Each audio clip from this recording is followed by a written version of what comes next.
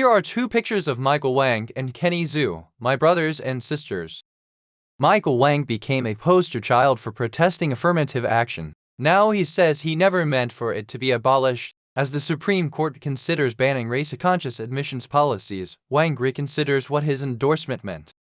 In high school, Michael Wang crammed his life with many extracurricular activities in hopes of someday getting into Harvard University. After he was rejected, he became an outspoken advocate for Asian Americans in the college admissions process. Credit image provided by Mitchell Wang. The Hetchinger Report is a national nonprofit newsroom that reports on one topic: education. Sign up for our weekly newsletters to get stories like this delivered directly to your inbox.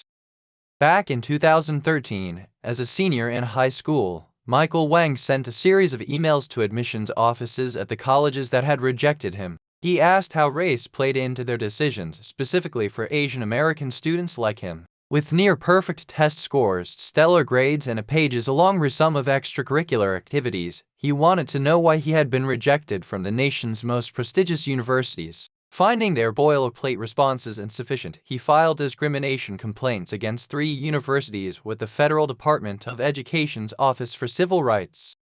Unknowingly, Wang helped set in motion the latest movement to end affirmative action on college campuses. Now, he said, a part of me regrets what I put forward. In the 10 years since he sent the emails and filed the complaints, he's come to feel that the issue is much bigger than just whether he got to attend Harvard College. He's concluded, he said, that affirmative action is a band-aid to the cancer of systemic racism.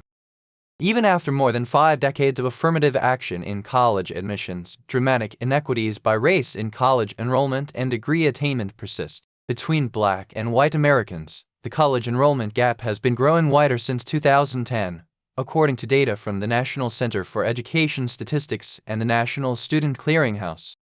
With the potential end of race-conscious admissions looming, Wang isn't sure if a world without affirmative action is better or worse than the world we live in now. Where we are now is not great, but I'm scared to see what's going to happen in the future, Wang, now 27, said in an interview with the Hetchinger Report.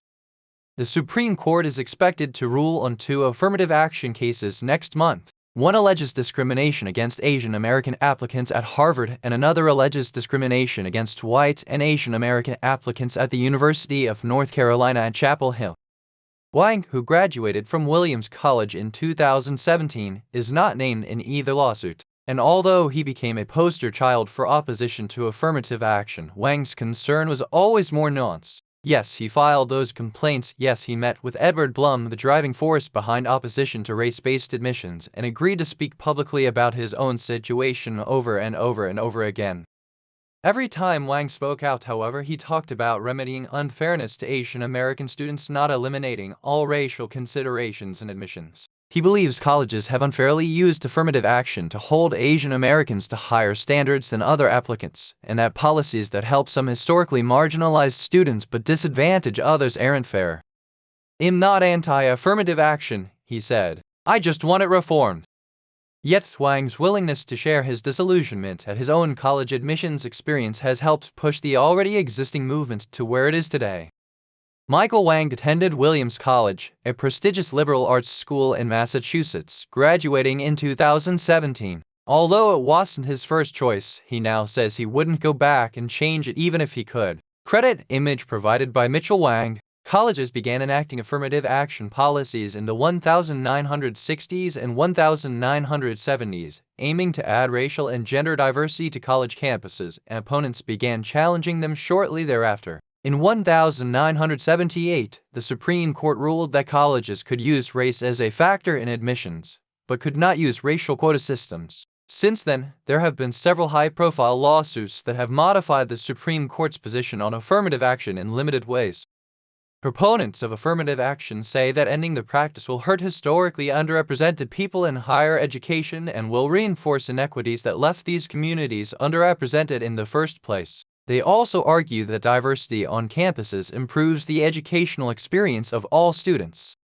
The purpose here of these cases before the Supreme Court is to suggest that something like a diverse community isn't something that's important and valuable, and that race should not be a part of the kind of conversation we're having, and that's the part that is really dangerous, said Anurima Bhargava, who led federal civil rights enforcement in schools and higher education institutions at the Department of Justice during the Obama administration and now leads the advising and consulting firm Anthem of Us, which promotes equity in schools, workplaces, and communities.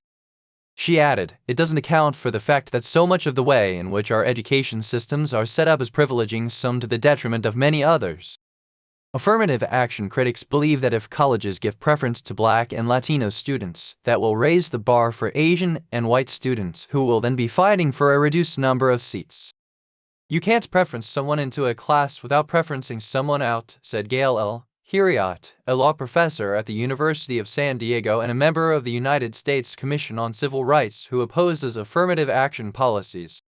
That's what Wang felt had happened when he was denied entry to Harvard, despite the sum he had spent years working tirelessly to build.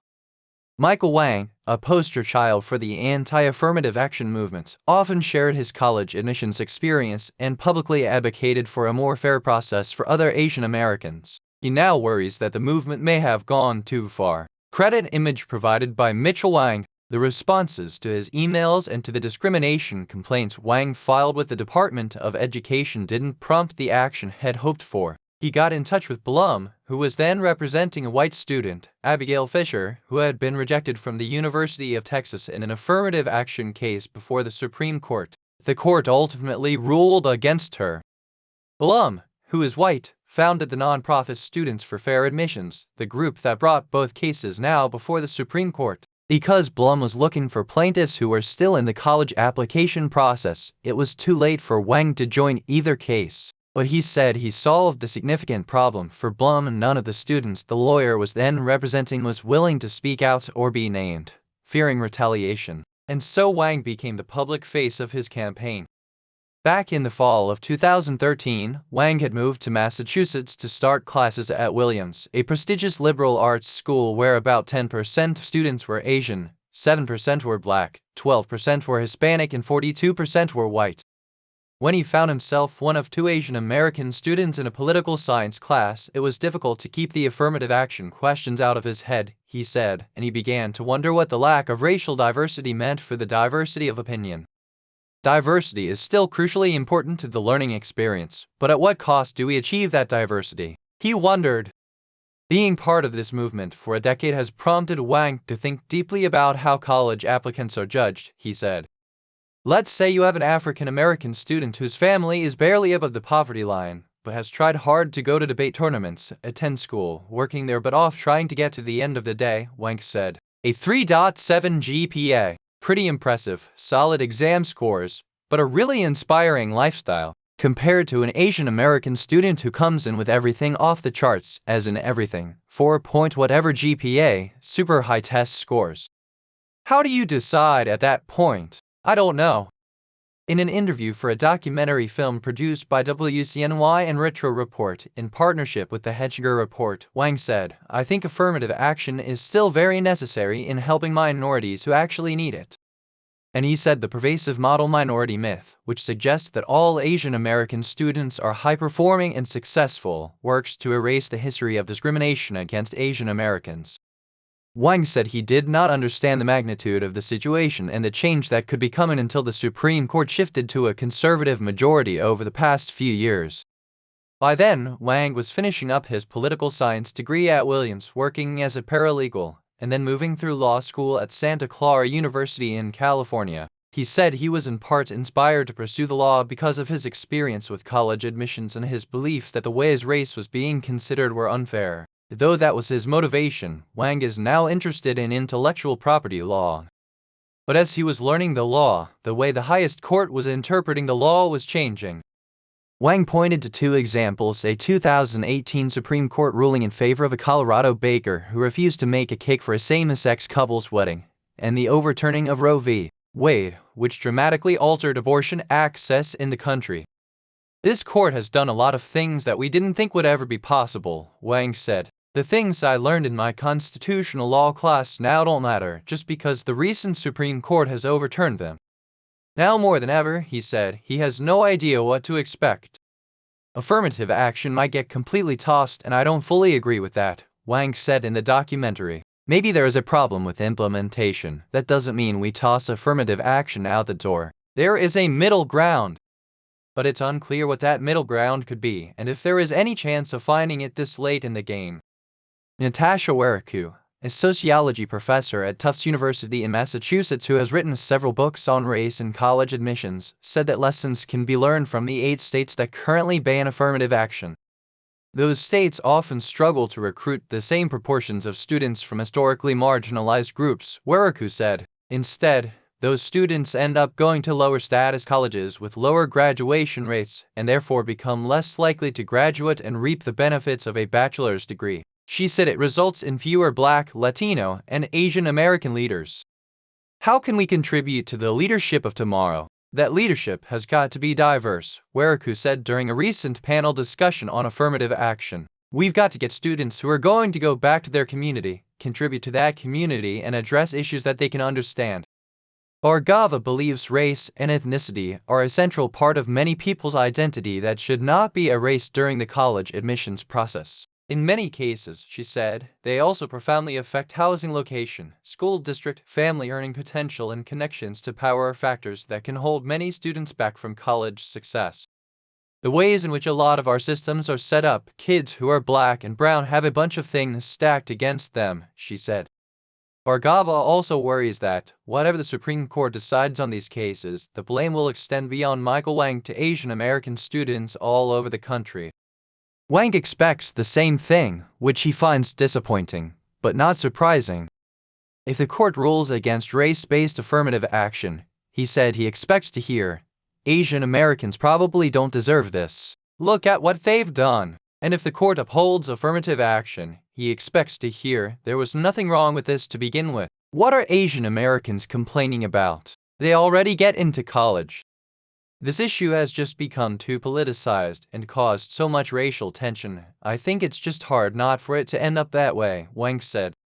Though he is wary from the decade-long journey he's been on with this issue, he said he doesn't regret it. He would encourage his 17-year-old self to send the emails, he said, and to take all of the same steps, if for no other reason than to help future generations of Asian American students. All I wanted was an answer, Wang said of his teenage self. Instead of an answer, all I got was 10 years of more questions. This story about Michael Wang was produced by the Hechinger Report, a non-profit, independent news organization focused on inequality and innovation in education. Sign up for our higher education newsletter. Next, Kenny Zhu discusses Supreme Court affirmative action on CNN. Color as United founder, Kenny Zhu discusses the 6-3 Supreme Court vote that has struck down affirmative action law saying admissions programs at Harvard University and unavoidably employ race in a negative manner, involving racial stereotyping. Next, the link to the video where Kenny Zhu is talking to the CNN News people is down below to my Instagram account videos, my brothers and sisters. If you like this video, please subscribe to my YouTube channel and other social media platforms too, my brothers and sisters.